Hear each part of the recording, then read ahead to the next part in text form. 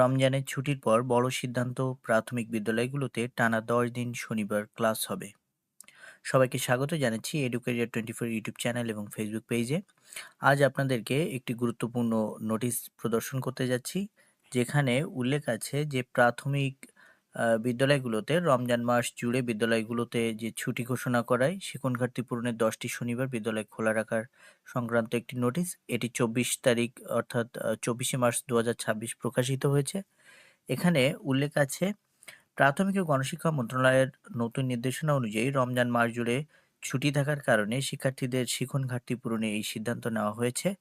নোটিশে বলা হয়েছে, যেটা সরাসরি সেটি রমজানের ছুটির পর বিদ্যালয় খোলার পরবর্তী ১০টি শনিবার সরকারি প্রাথমিক বিদ্যালয়গুলোতে নিয়মিত পাঠদান কার্যক্রম চলবে।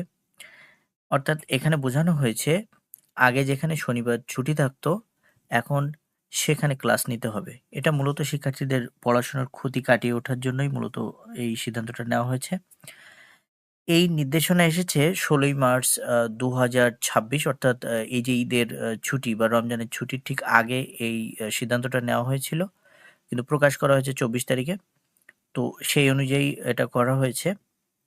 এখন আপনার কি মনে হয় যে এই সিদ্ধান্তটা আ শিক্ষার্থীদের জন্য উপকারে আসবে বা শিক্ষকদের জন্য কি এটা যথাযথ? সেটা অবশ্যই কমেন্টে জানাবেন এবং এরকম তথ্য আরো সহজে পাওয়ার জন্য অবশ্যই চ্যানেলটি সাবস্ক্রাইব করে রাখবেন।